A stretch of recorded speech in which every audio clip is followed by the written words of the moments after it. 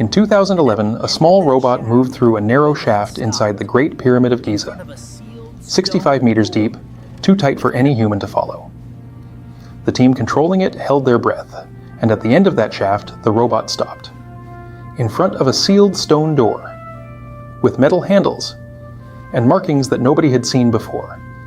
They sent the robot through a small hole in the door, and behind it there was another door, sealed just as tight, just as deliberate, just as unexplained. And right now, as you are watching this, both of those doors are still closed. Nobody has opened them. Nobody knows for certain what is behind them. And that pyramid is one of the most studied structures on Earth. If we cannot answer that question there, what chance do we have anywhere else? Because here is what most people do not know. That pyramid is not alone.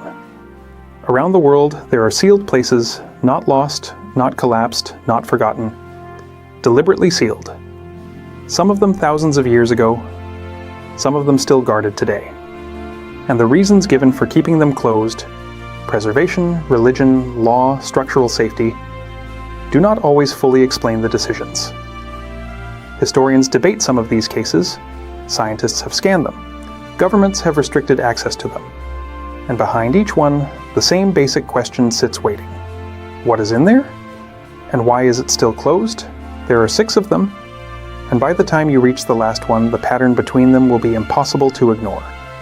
The first one is the oldest, and it might be the strangest. In southeastern Turkey, on a hilltop that was once completely buried under the earth, there is a site called Gobekli Tepe. It was discovered by a farmer in the 1960s, but not seriously excavated until the 1990s. And what archaeologists found when they started digging changed the timeline of human civilization in ways that are still being processed.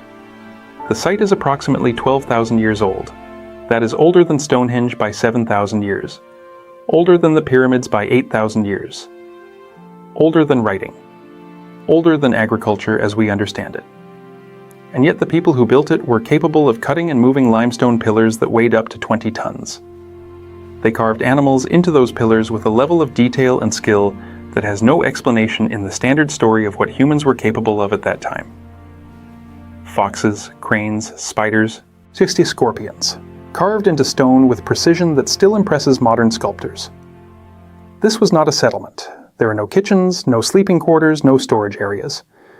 This was built for a specific purpose, something ceremonial, something that mattered enough to justify an enormous amount of organized effort at a time when humans were not supposed to be organizing at anything close to that scale. And then around 10,000 years ago, something happened. The people who built Gobekli Tepe buried it, on purpose. They filled the site with rubble and soil and covered it completely. All of it. Every pillar, every carving, every chamber, buried under meters of fill that was clearly placed there deliberately, not deposited by natural processes. Archaeologists generally describe this as a ritual burial, the intentional closing of a sacred site that had fulfilled its purpose. That explanation is reasonable. It is supported by evidence. But it does not answer everything, because the burial actually preserved the carvings in extraordinary condition, and because no one has yet fully excavated the site, less than 5% of it has been uncovered, which means that right now, under that Turkish hillside, most of a 12,000-year-old complex is still sealed exactly as its builders left it. Still waiting, still closed, still raising the question that has hung over it since the first stone was uncovered. Why would people bury something this important? And what else is down there? Now go back to Egypt, back to that pyramid, back to that robot and those 2 sealed doors. The shaft where this happened is called the southern shaft of the Queen's Chamber. It runs at an angle through the interior of the Great Pyramid at a width of about 20 centimeters, too narrow for a person but wide enough apparently to be worth building with enormous care and precision. In 1993, a robot called Upuaut 2 traveled this shaft and discovered the first stone door. It had 2 copper handles, an unusual detail for what was supposed to be a structural feature with no practical function. In 2002, a new robot drilled a small hole through that door and sent a camera through. Behind it was a small space, and at the end of that space, another door. The second door has never been fully examined. Nobody knows what is behind it. Various theories have been proposed. Some experts believe the shafts had religious or symbolic significance, perhaps connected to the ancient Egyptian concept of the soul's journey after death. Others have pointed to the copper handles as evidence that these doors were meant to be opened, not just sealed. What is undeniably true is that someone built a shaft 65 meters long, installed a door at the end of it with metal handles, and then installed a second door behind the first. That level of engineering effort, for something symbolic, raises a question that the symbolic explanation does not fully resolve. If it was only meant to represent something, why seal it twice? Less than a mile from the Great Pyramid, a different kind of sealed mystery sits in plain sight. The Great Sphinx of Giza is one of the most photographed structures in the world. Most people think they know it well. But in the 1990s, a series of seismic surveys conducted around and beneath the Sphinx detected something that was not supposed to be there. A rectangular void, located beneath the left paw of the Sphinx at a depth that places it well below the natural bedrock level. The dimensions of this void, based on the survey data, are consistent with a man-made chamber rather than a natural geological formation. The surveys were conducted by legitimate researchers using standard scientific equipment. The results were published, and then largely the conversation stopped. Access to the area around the Sphinx is managed by Egyptian authorities, who have consistently stated that restrictions are in place for preservation purposes to protect the structure from the kind of disturbance that excavation would cause. That is a legitimate reason.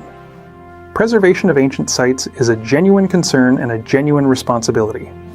But the void is still there. The surveys are still on record. And the question of what that rectangular space actually contains has never been answered. So what exactly is beneath it? 3 sealed places, 3 different civilizations, thousands of years between them, and the same basic situation in every case. Evidence of something, access denied, questions unanswered, but the next 3 are in some ways even harder to explain. Because with the next ones, the sealing is not ancient. It is ongoing, active, maintained right now by decisions being made by living people. And that changes the weight of the question considerably. The Taj Mahal in Agra, India, is one of the most visited buildings on Earth. 20,000 people walk through it every day.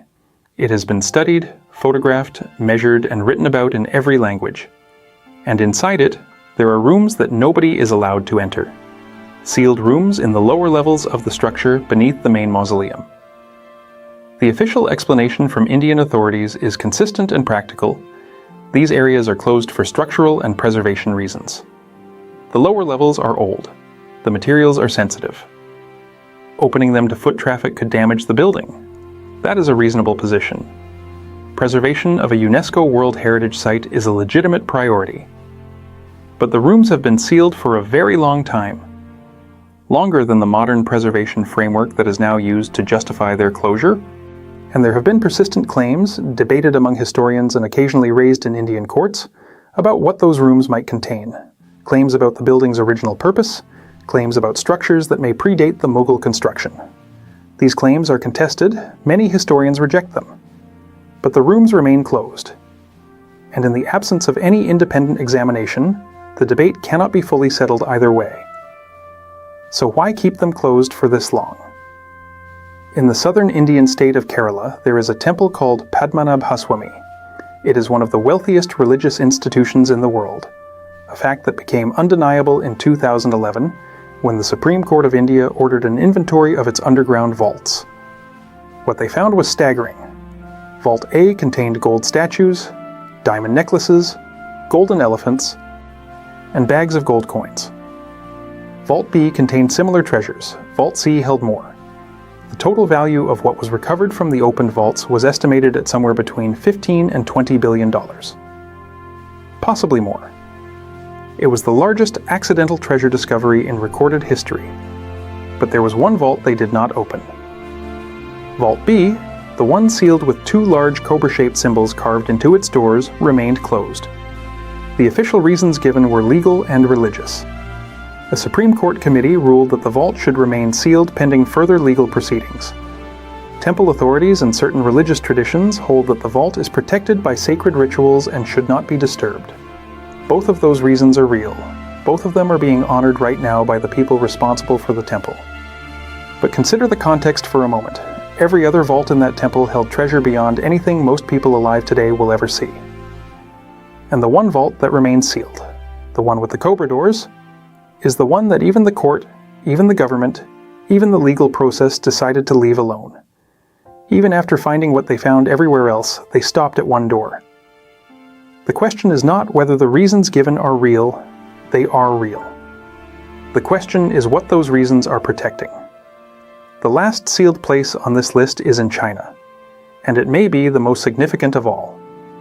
Outside the city of Xi'an, under a hill that looks like a natural landform from the outside, lies the tomb of Qin Shi Huang, the first emperor of unified China, who died in 210 BC. He is the man who built the Great Wall.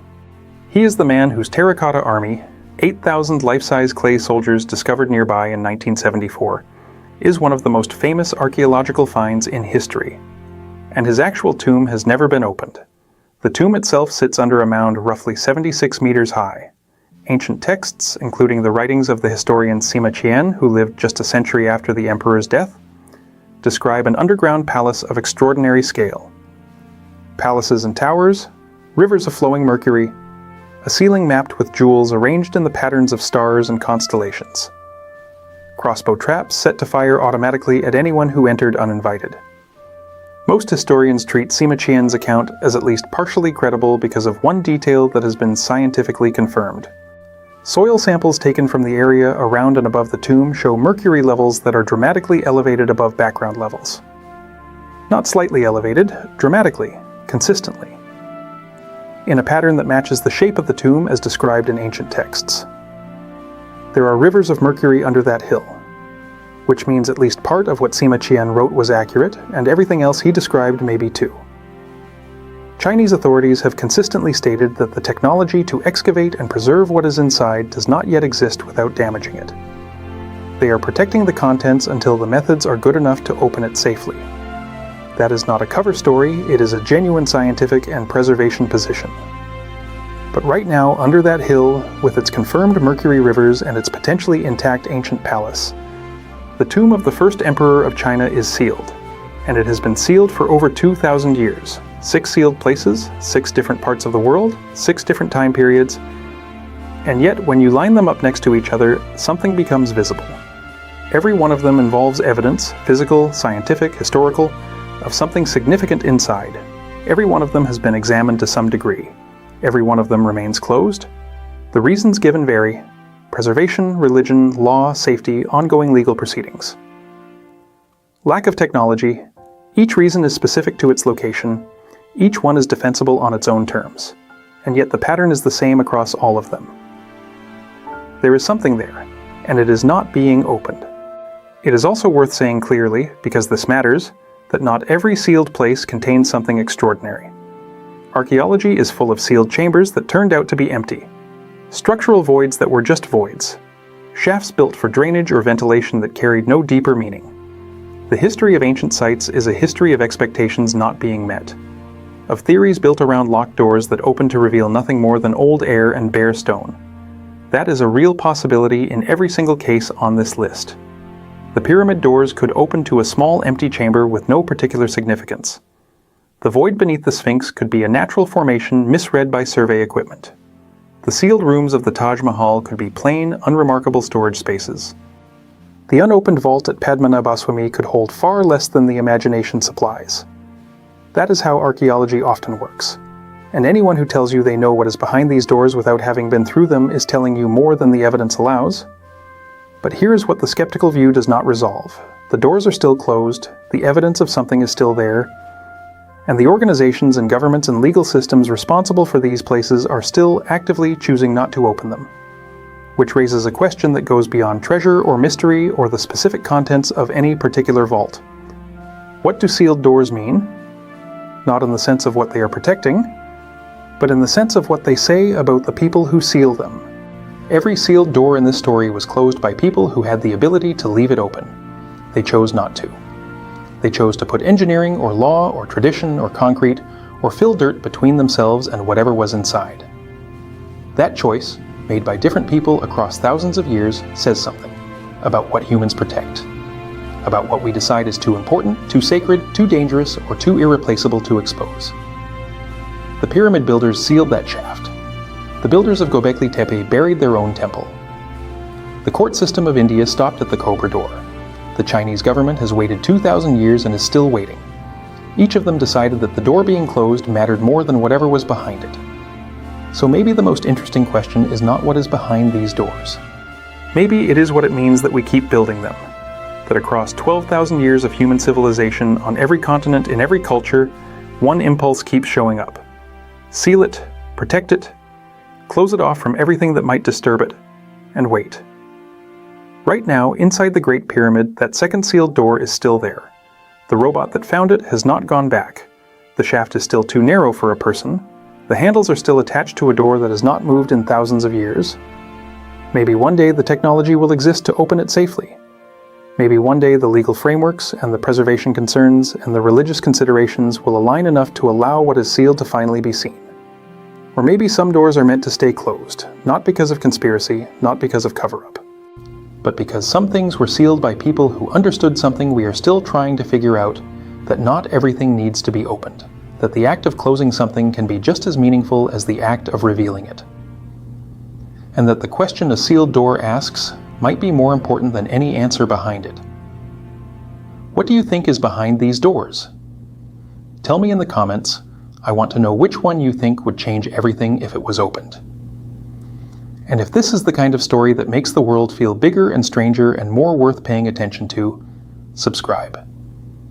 There is a lot more hidden history where this came from.